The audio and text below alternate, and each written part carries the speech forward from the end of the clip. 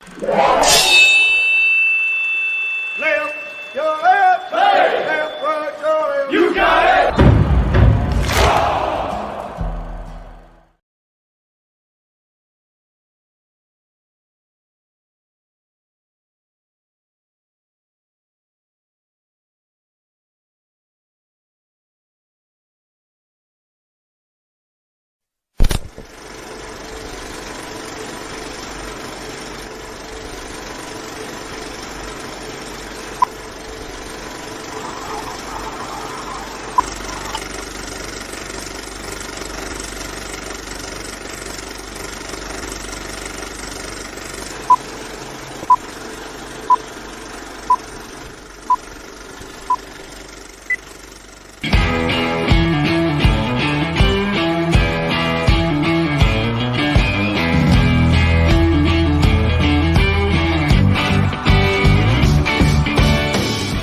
Veteran, first responder, or a patriot looking for a place to put your skill set, your thoughts, and or want to help continue the mission? You have come to the right place. We are the People's Patriot Project, and we want to put the shock and awe when it comes to meeting the needs of our veterans and first responders. We are dealing with a new enemy in today's world where the wounds are not always seen. We want you to be part of this mission in saving lives and making a difference. Welcome to PATRIOT Playtime. We got your 6 at 6. Pardon this interruption for this critical message. My country, 'tis of thee.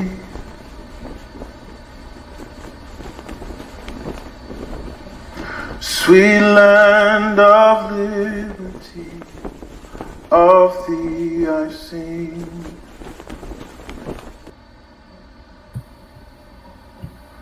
Land where my father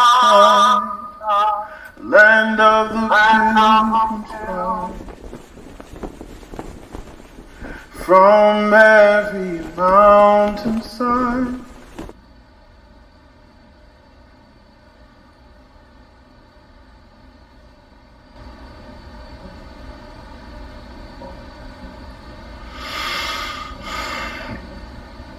Let freedom reign.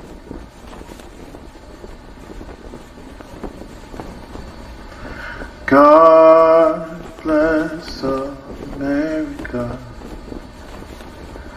land that I love.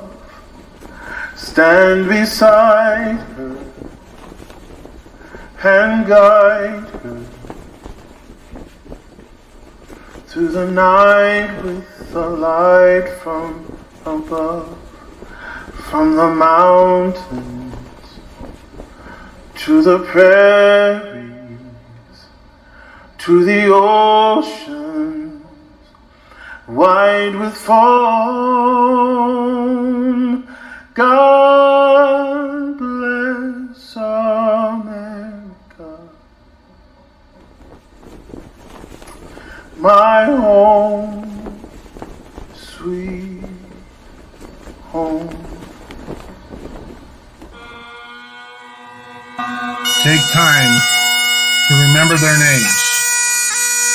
David Lee Espinoza, Nicole Gee,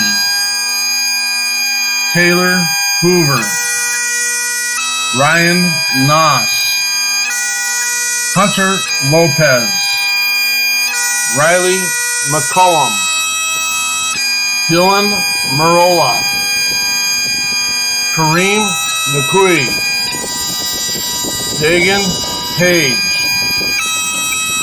Johanna Rosario, Humberto Sanchez, Jared Schmitz, Maxton Soviak. Please take a time of silence.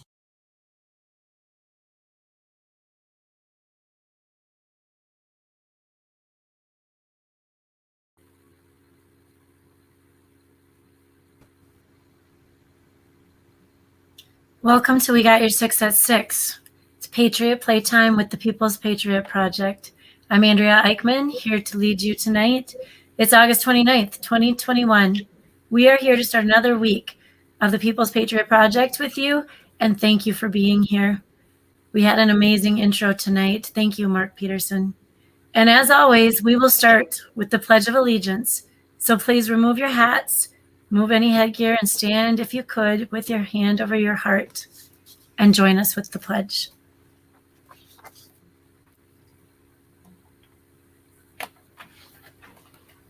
I pledge allegiance to the flag of the United States of America and to the republic for which it stands, one nation, under God, indivisible, with liberty and justice for all.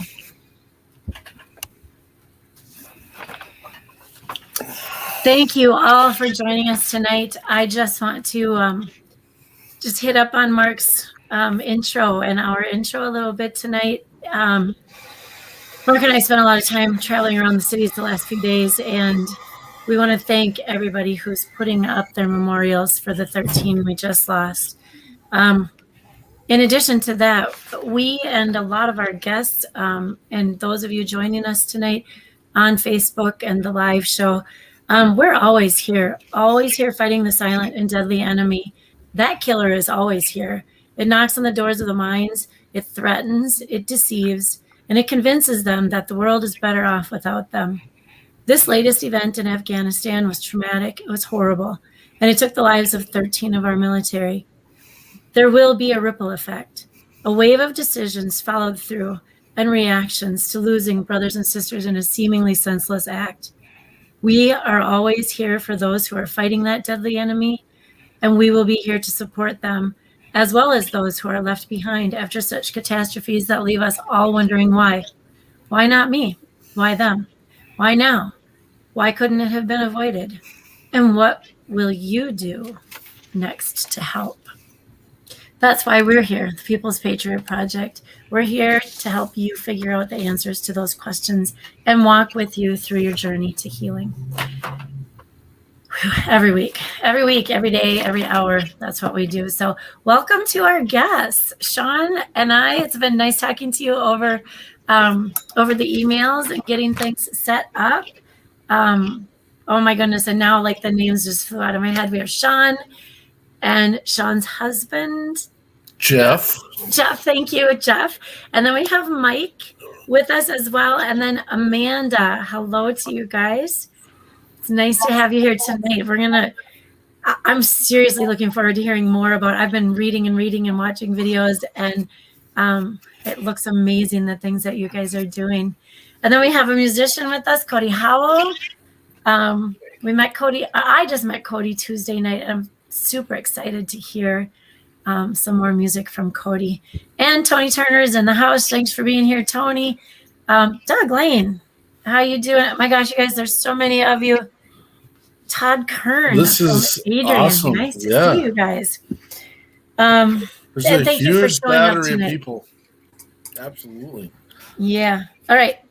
Mark, what do you have for us? Yes, ma'am. What do I got? Yeah, what you got? Is it my job to have something right now? What's your good Oh this my week? gosh. Tell us My about good it. this week. We're exploding. We're going fast. We're going quick. We've got an amazing John Stubbs in the house right now too, another amazing musician. We've been trying to connect with him and get him on the show as well.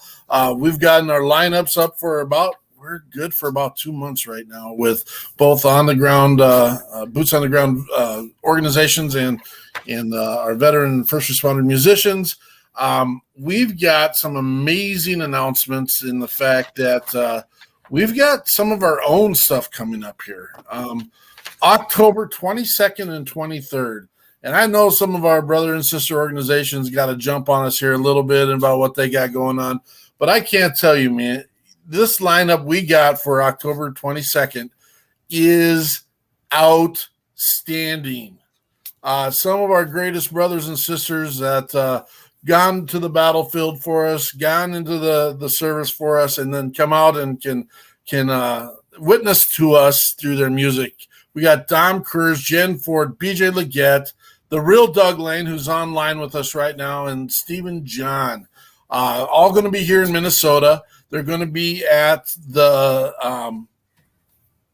I got to get this through my head, Post 98 in Cottage Grove, and we are so excited. It's been an amazing ride. It's been an amazing, just the people that have come on board. Doug Lane wants to have the link. And I apologize for that, but yeah. And then on the 23rd, we have our very own Ruck, Chuck, and Roll.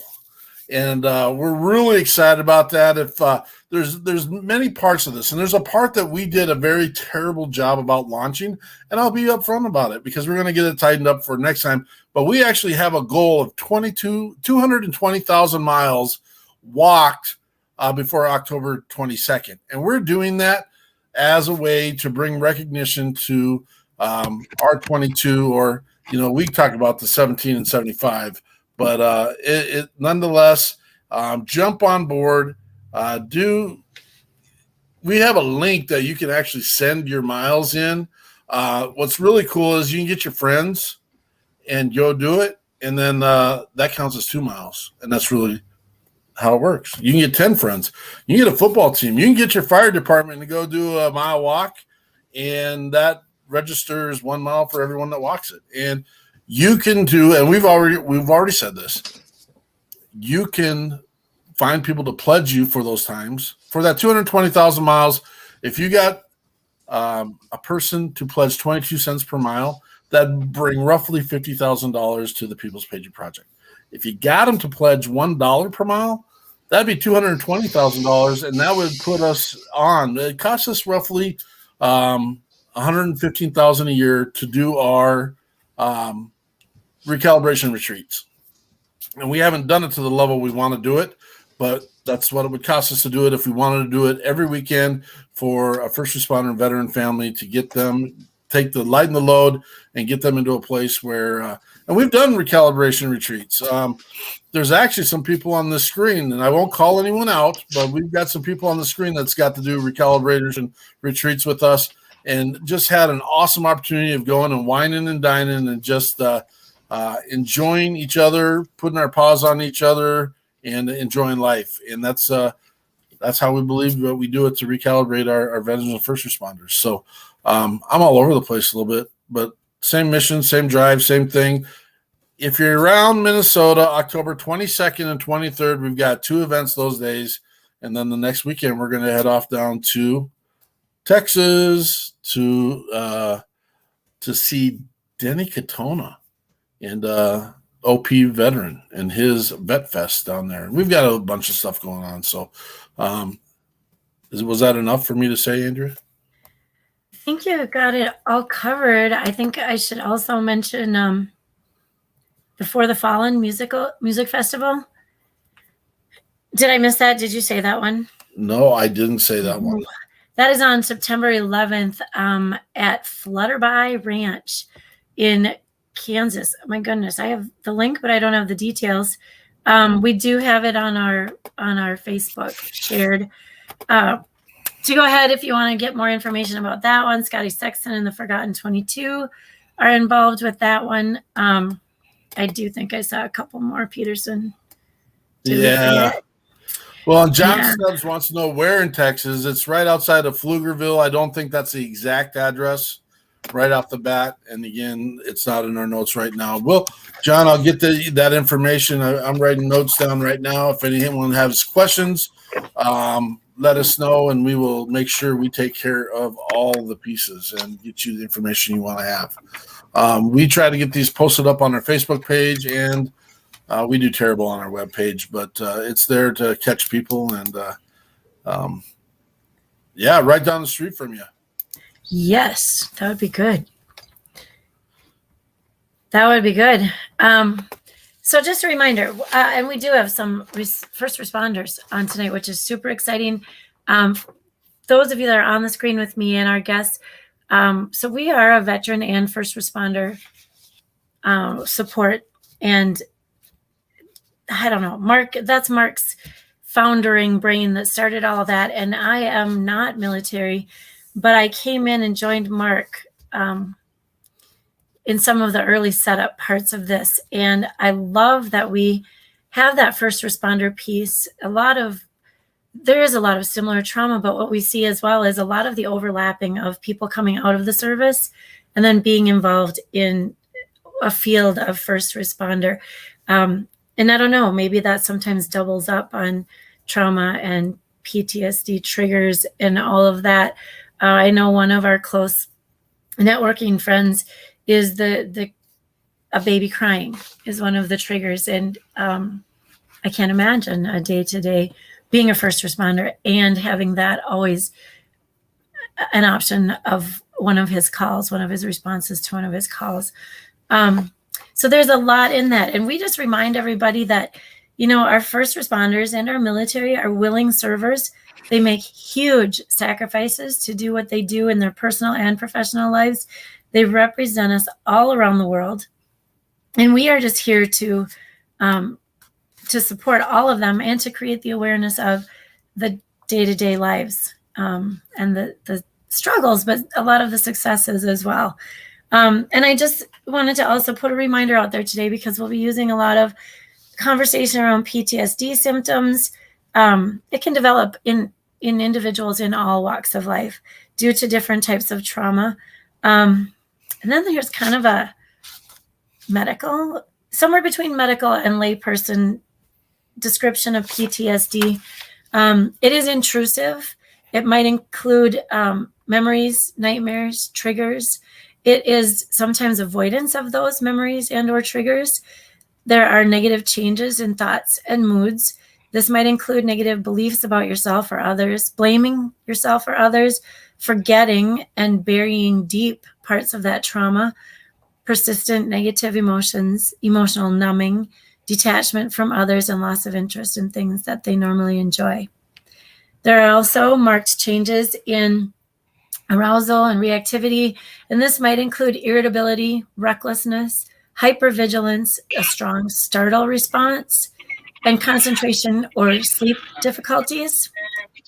And what constitutes a trauma? So the term trauma, it can vary somewhat. Things that happen, but it typically involves witnessing deaths of others, mistreatment of others, experiencing or witnessing violence or significant threats to the safety of yourself or of others. And there you go. We just described the nature of first responders and a lot of our military personnel. They go running in when the rest of us go running out. So having all of that background, we are ready to introduce our guests. Shawn Thomas, I guess I might let you lead the introductions. Actually, you'll do much better than I, but I want you to include the name of your foundation as well and tell us about the things you've been doing.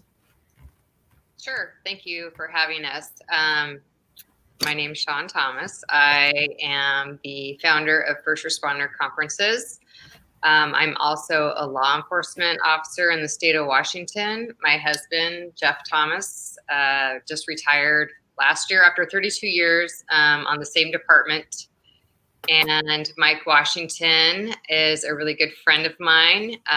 Mike, I'll let you introduce yourself real quick. We can't, you're on mute. That's all I have to say about that. I just recently retired from the Seattle Fire Department with 32 years. I'm a retired Marine, Master Sergeant with 23 years, 4 tours. And I'm also a Gold Star father. Lost my son Michael in Afghanistan in 2008. And now I'm a therapist working with first responders and veterans primarily. And Amanda? Hi, I'm Amanda Brumbaugh. I am part of a 5-generation family of U.S. Navy. I am a Navy vet. My daughter and son-in-law currently serve in the Navy. I'm also a spouse to a wonderful man who has served 20 plus years as a detective with a local police department, is still currently serving. And I am loving my time with first responder conferences because it feeds both sides of my passions, the military and the police community. So I'll explain a little bit about first responder conferences, how this all kind of happened. But let's see, I was hired in 97.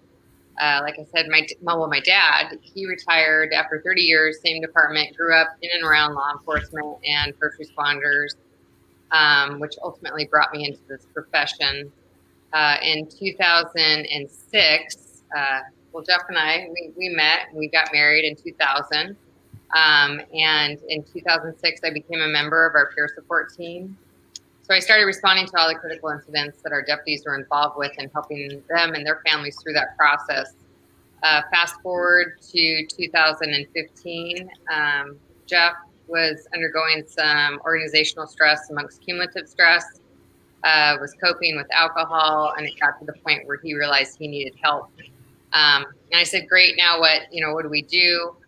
We didn't feel comfortable going to the department asking for assistance, so we found a confidential resource and got him the help that he needed.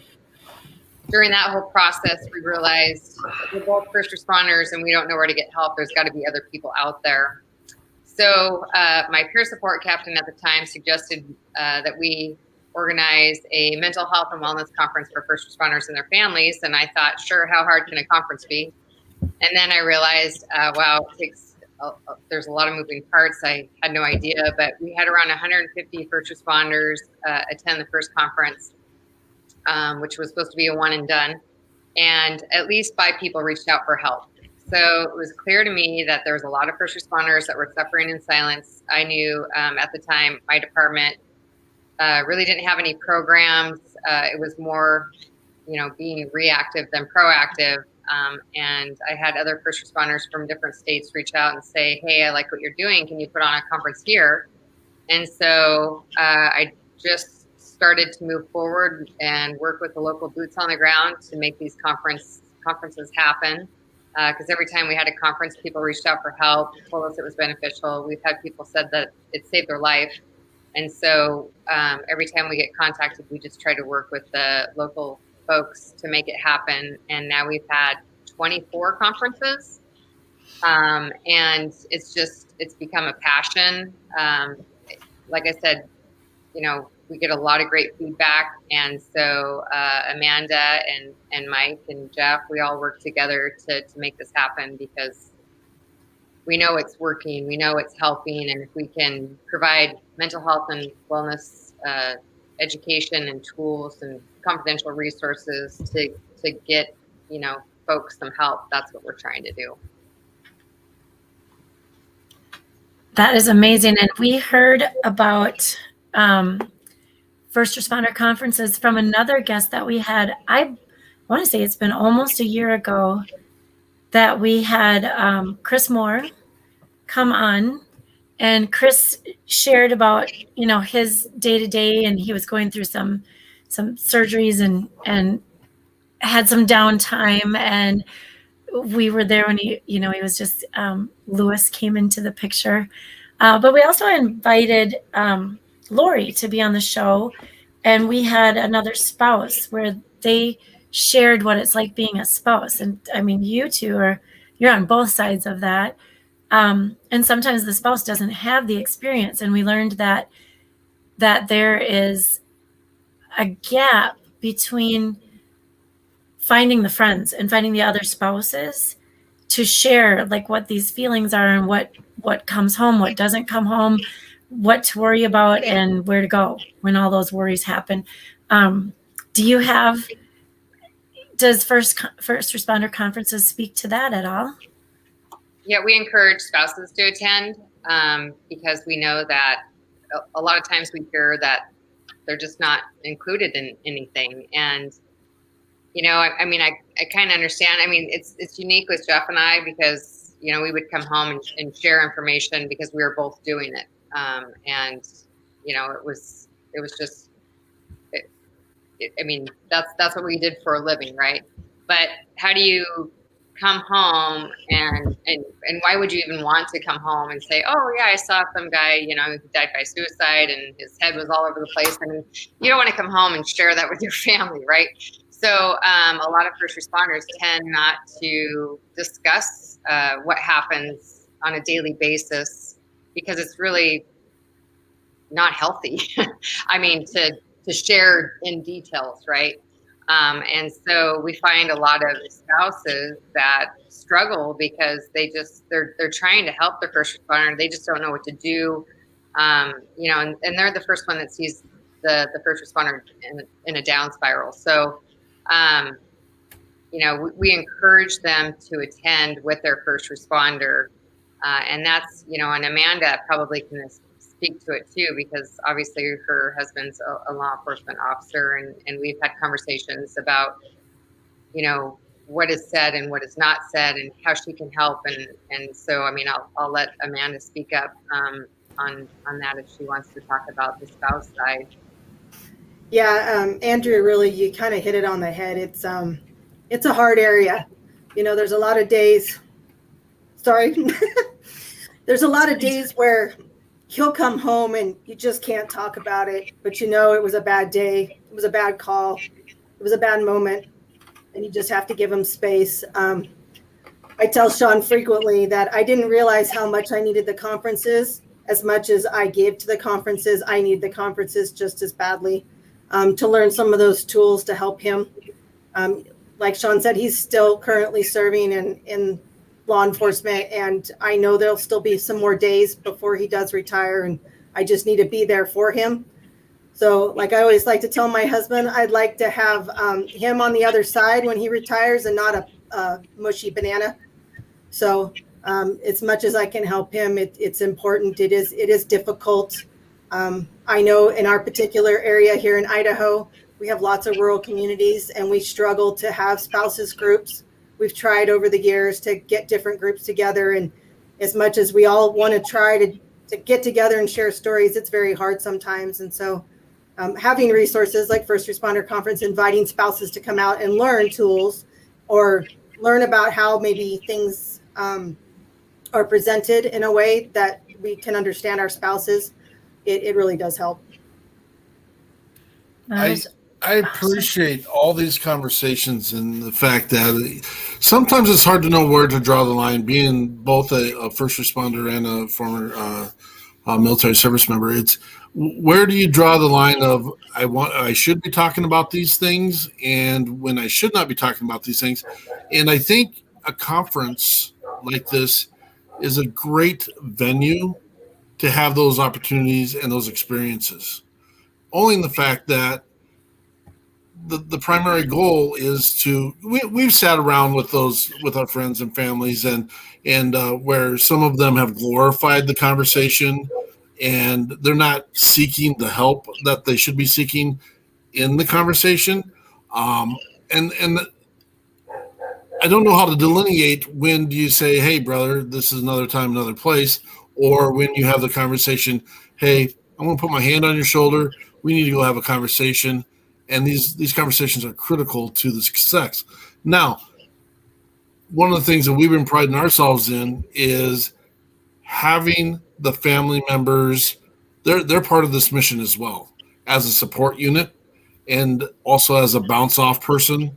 And I also know that a lot of our first responders don't walk in the door and just want to throw up all the stuff that they've just dealt with and want to deal with. And I also know that a lot of our first responders want to be prima donna in a sense. I don't know if that's the right word, but I'm going to carry this as long as I can until I can't carry it anymore. And we know those guys that have carried the hoses up the towers as many times as they can. And who can do it the biggest, the fastest, the strongest? I really feel like our first responders do that with the baggage of the trauma they experience as well. Mike, do you want to talk about that? Sure. That speaks to the culture of the warrior culture that we have as first responders and as veterans being in the military service. Let me go back to the conversation that you should or should not have with your significant other or your spouse. That's called communication. That's where you guys sit down and you communicate with each other what you want to talk about when you come in and have that bad shift or you're struggling with some things. Some spouses are there and they're able to hear what you need to tell them. Others, they don't want to hear it, or that we need to wrap it up in a different way. However, the conversation needs to happen in some way, shape, or form. Because when we don't talk about it, we come home and we're sullen and we're sad, and it's about the job. If we don't explain that to our significant other, they will fill the void with something that they did. And now we have a whole nother set of problems. And it had nothing to do with anything between the two of them initially. It was the job and how to share or not share. So I encourage, when I speak at the fire academies and law enforcement academies, is to sit down for that new recruit, to sit down and talk with your significant other or your spouse and say, how would you like me to present this to you when I come home? What do you need from me? So you both put it together. Here's what I need. I need to come home. I need to just take a shower. I need to just breathe for an hour, and then we'll have a conversation. And we'll shape it in the way that you need it to be shaped. And then the significant other gets to say, okay, here's what I need from you. You know, I need you to not bottle it up. I need you to do these things. And you come together, communicate. And that gets to change as your career evolves, too. That's not written in stone. That's an ongoing, living, breathing commitment and agreement. Because as we get older, we're the products of our experiences, and we're able to handle, or we don't want to hear some of this stuff. We'll fix it. We'll do something different, and it'll be all right. But it's communication. How do you get these young bucks to have that conversation?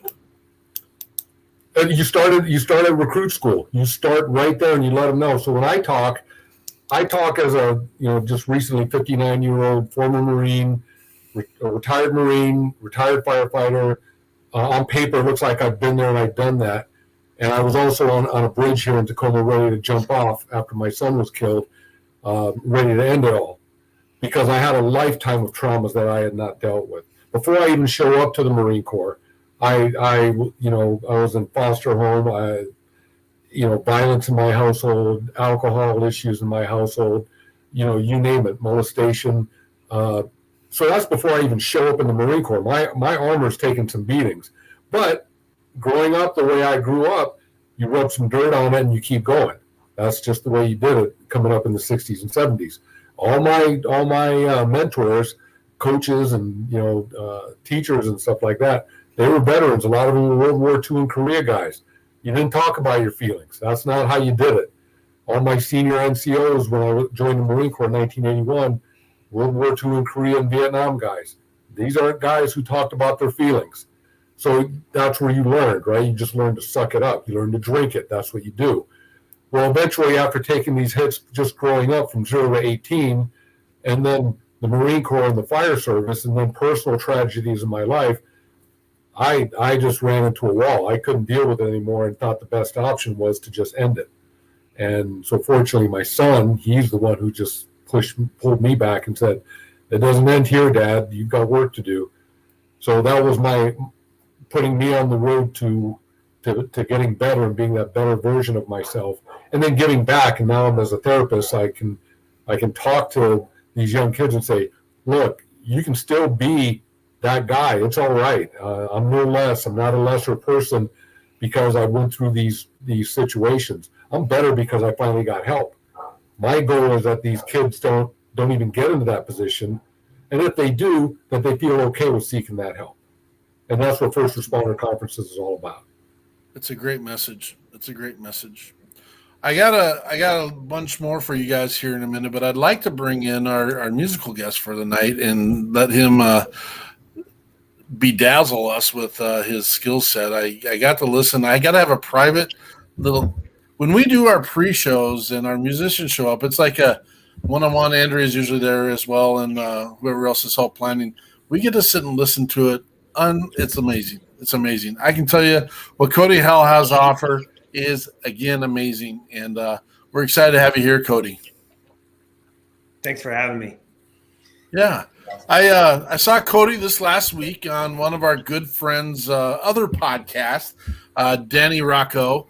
Love Danny and her mission and her drive, what she does in her podcast. And she partners up with Tony, with Oscar Mike. And am I messing that up, Andrea? You gave me the look. What the heck is this guy doing?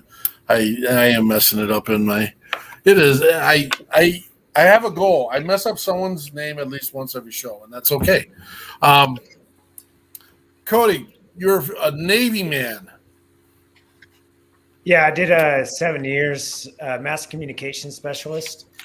3 years over on the Carl Vinson in San Diego, and then 3 over in Virginia Beach at Naval Special Warfare Development Group. Had a lot That of is fun. awesome. And we got Turner who's popped on here again real quick. And the irony of it is at one time, both of you are musicians and both of you were on the boat at the same time at one time, wasn't it? I think he got off a year before I got there. Okay, fair enough. Fair enough. All right. What do you got for us tonight, bud? Yeah, you want me to hit up a song, or did you just what? Yeah, let it roll, man. Yeah. I already tuned it up, so. Attaboy. I'll give you the one I'm working on right now in Nashville called Saddle Up. We're hopefully here in a month or two, we'll be ready to put it out. But is there a message or a story behind it? Yeah, it's it's about that, I guess, running feeling where you just keep running from different things in life, and then you end up using liquor and love to like drive that running, and then you're just running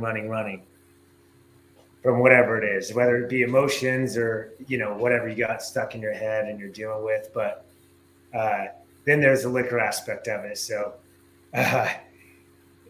it comes down, you can tell me whatever you want, but you can't tell me tonight, because I'm already in dogmatic set on whatever I'm doing. But anyhow, here it is.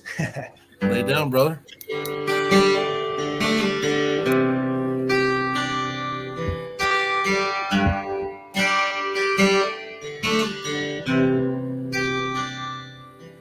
It wasn't God who made the sound honky-tonk dream. Liquor and love's the life that did it for me. On an old bar stool with an unpaid bill, I'm a lonesome dove with a stubborn will. So you can tell me to saddle up, you can tell me to ride, you can tell me to take the reins and leave this town tonight. You can tell me anything you want, this old cowboy won't mind. But you can't tell me tonight.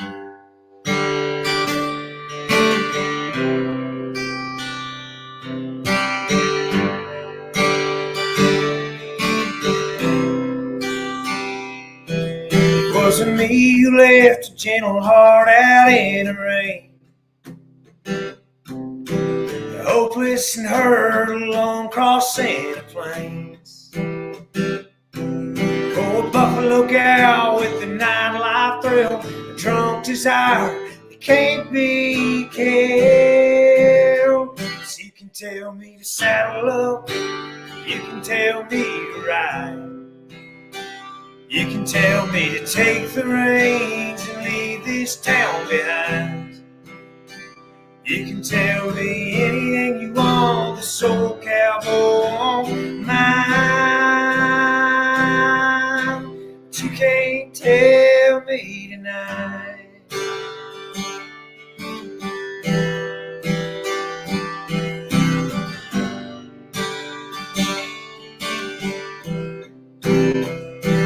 Oh, I'll ride,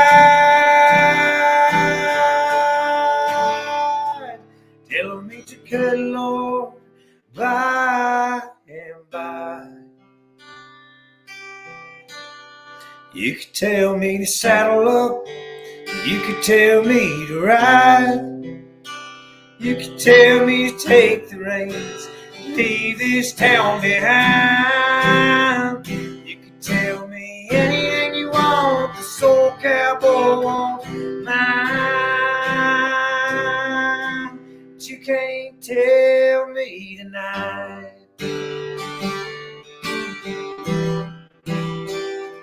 Not tonight.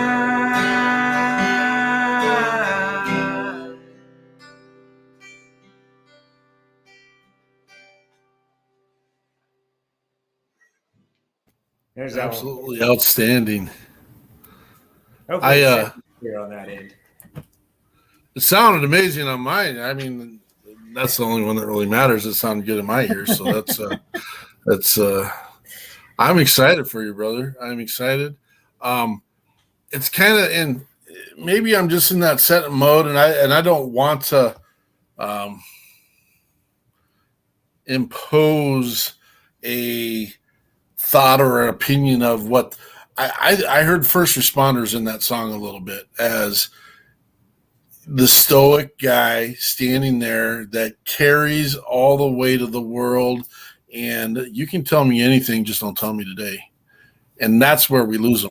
And maybe I'm stretching a little bit more here, but and maybe I'm taking some creative things in your own song, but I mean, that's what I heard. So if you're a first responder and or a veteran, and or if you are enlisted at this time, and you have that moment, reach out. Don't let that thing fester. There are you have your parents, you've got your siblings, you've got your loved ones, you've got your partners, you've got. I'm not telling you to stand on top of a mountain and scream and yell at and this and that. Hey, buddy, I'm having a moment, man. This is some stuff I've been dealing with. Can we have this conversation? And maybe if you're not ready to have that conversation, you're on the other end of it. Find someone that can have that conversation. We can have one of these conferences. Making sure you're reaching out to those. This is also a time where I want to make sure that we are doing our buddy checks. Make sure you're reaching out to those people that are close to you. Maybe reach out to someone that isn't so close to you, but you haven't talked to for a while, but you served with. And we got to take care of each other and to make sure that we are checking on each other, especially those ones that we think are really super strong. I chuckle every once in a while, and I'm probably the bad one in this case, in the fact that I get a ton of our people every once in a while reaching out, and I'll just call Doug out. Doug did a buddy check on me this week, and you doing okay? And I'm like, I am doing okay, brother. Thank you for that. It means the world. I've got a guy out in California who's a firefighter that once a month reaches out to me. I love it. It allows us the opportunity to build network and to build an opportunity to help others as well. So thank you for your amazing song, Cody. And thank our guests for being here. How do we, through our show, Andrea mentioned earlier a bunch of names of people, and we can name drop all day long. We've got a firefighter out in Virginia Beach. We've got a firefighter out in California. We've got spouses. I don't feel that our first responders have the support system that the military does. And at the same time, I don't think our military also has, there's all these family resources out there, but I don't know that our men and women always know how to reach out to those resources. How do we get this information out? I know that seems very trivial. How do we get the information out there, and how do we continue to build the network of support that all of us need?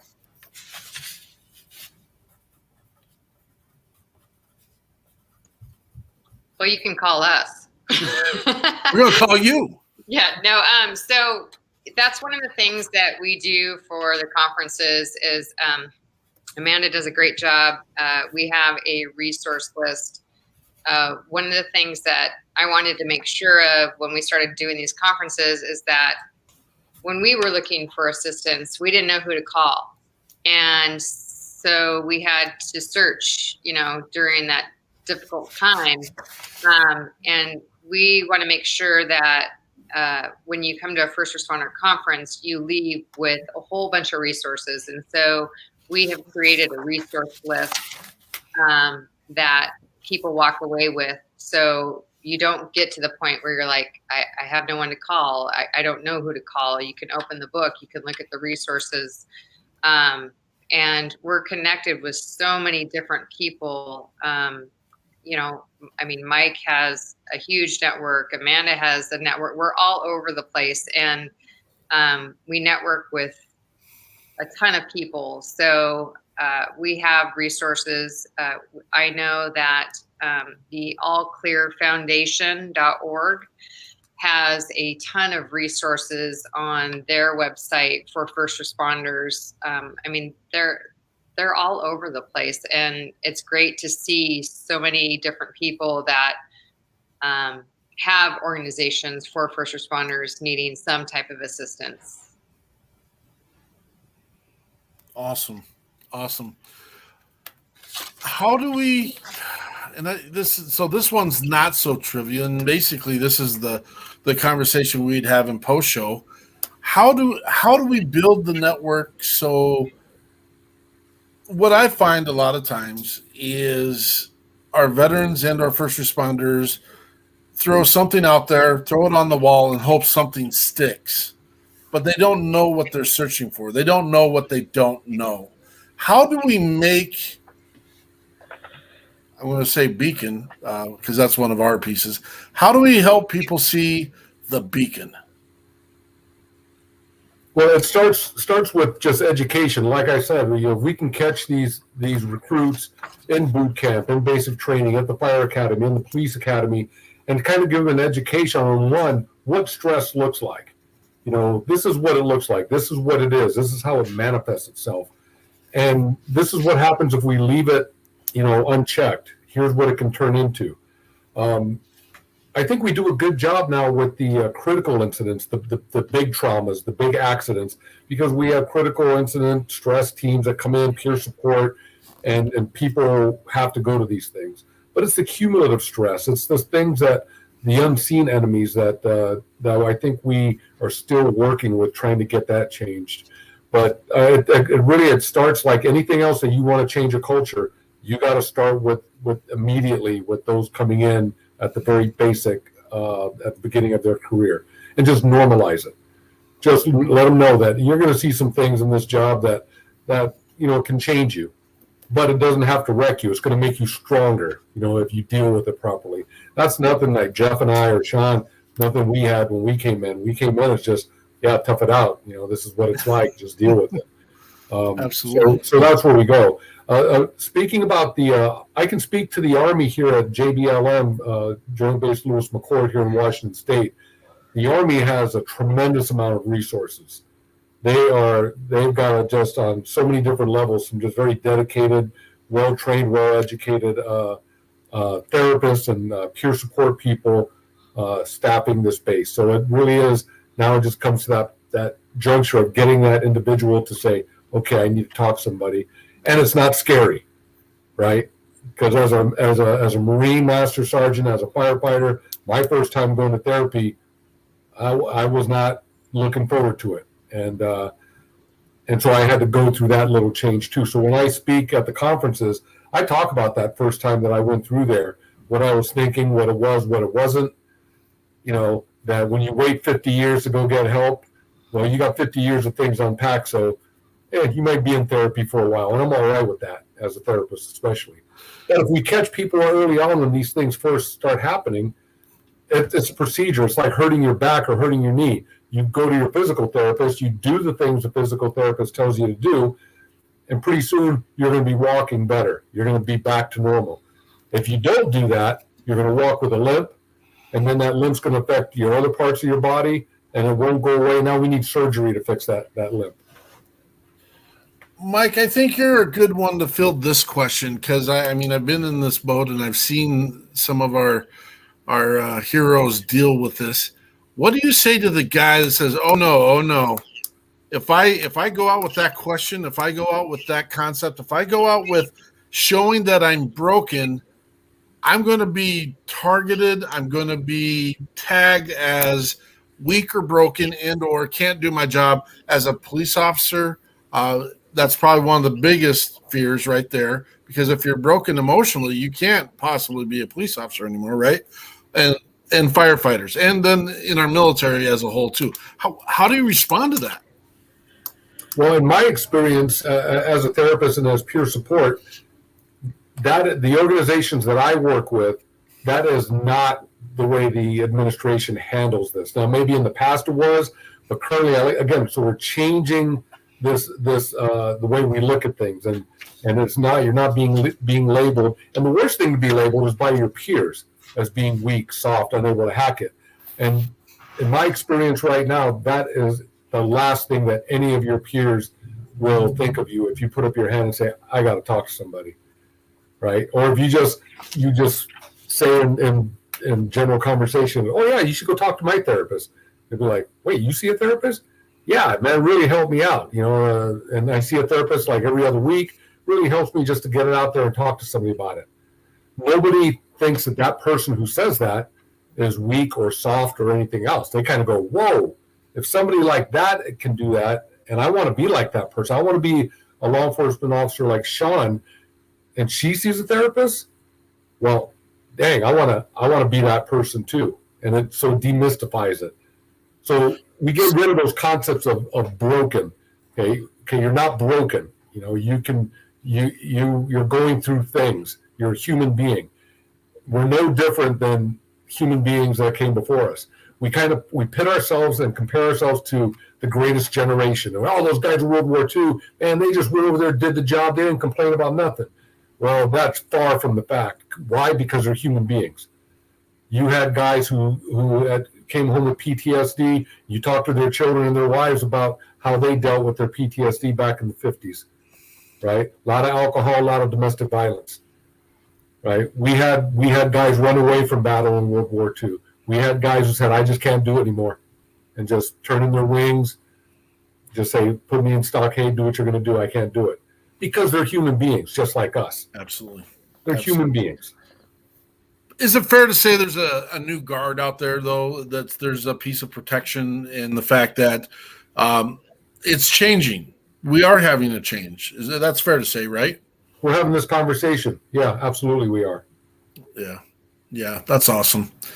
So typically we go for an hour, and this great conversation. We knew that we'd probably bug into an opportunity where we might go a little longer, and that's okay. I want to bring Cody back in, give him another chance to swoon us, because I haven't been disappointed yet. And so we'll just have you keep singing songs until we're disappointed. Okay, Cody? That'll work. All right.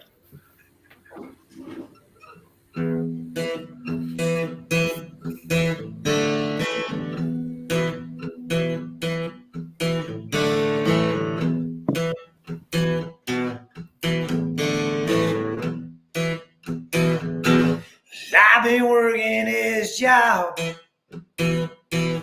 for the past 3 years.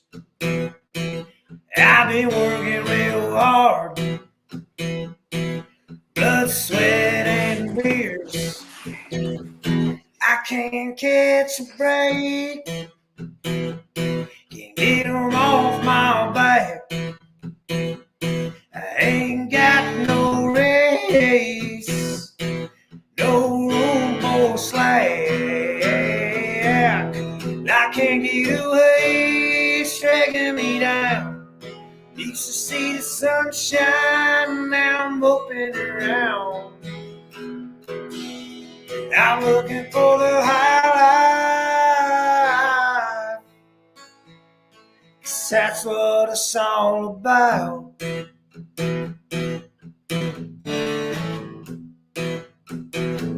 My baby's getting upset, I have no clue why.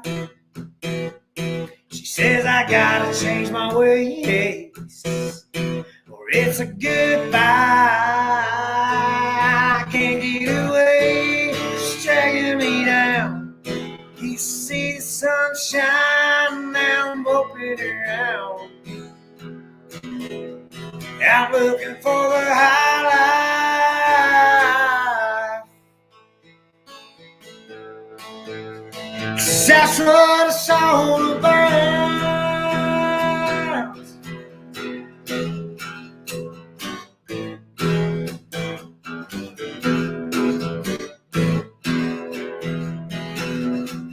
I can't get away, it's dragging me down. You see the sunshine, now I'm moping around. I'm looking for the high life, 'cause that's what it's all about.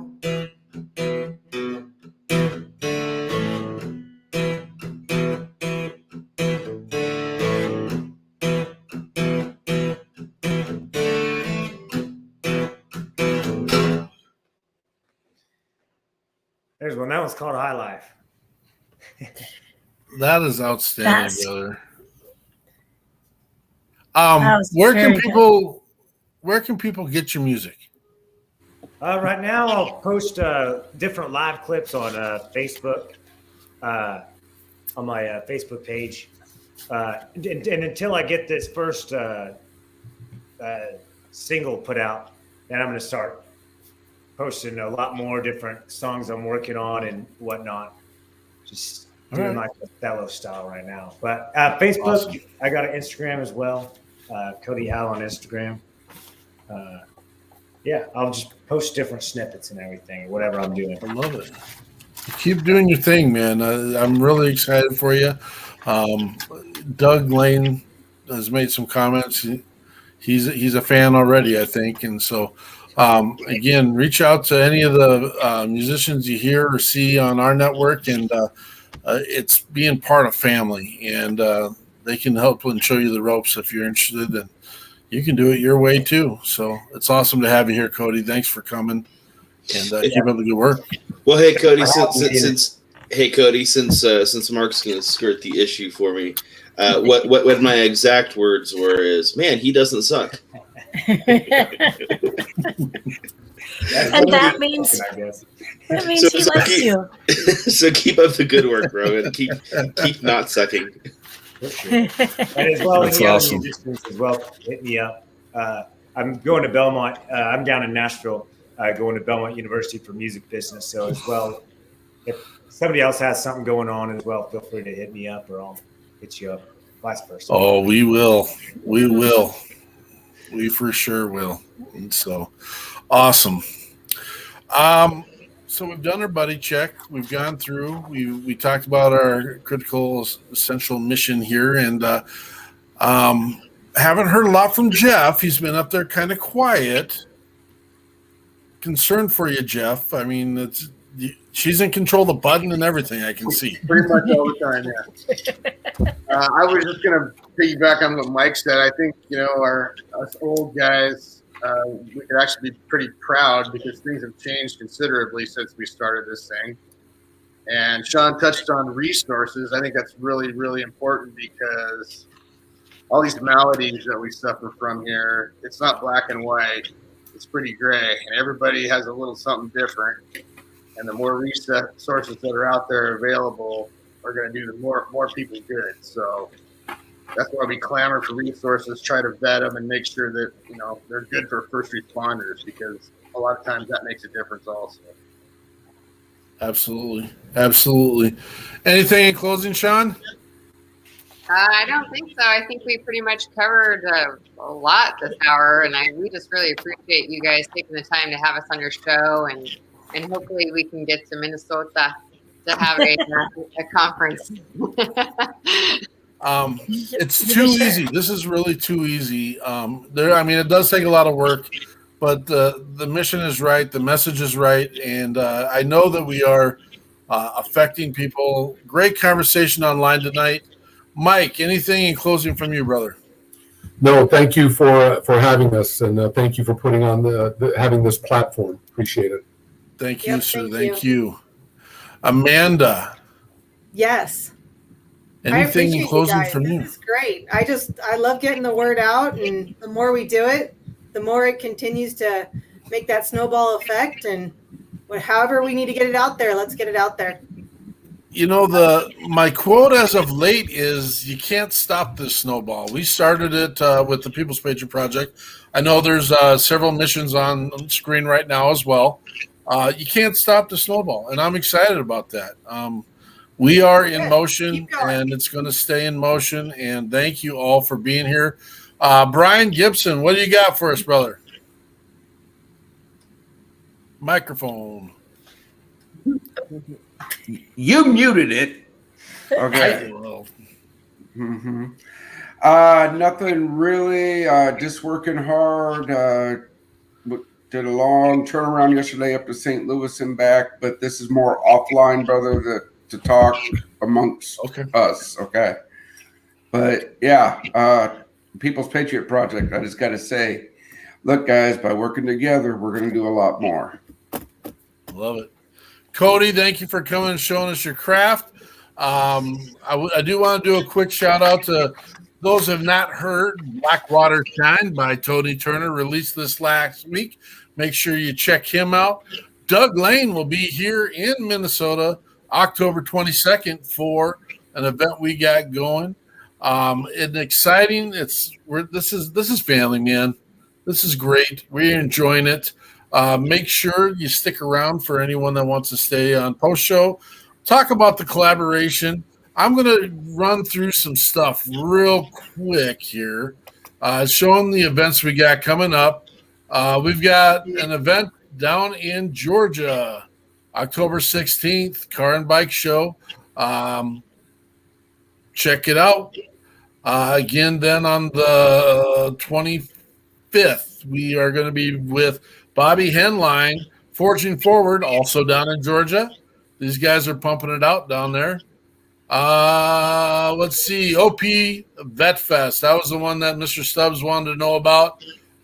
Check out the lineup there, man. It's amazing.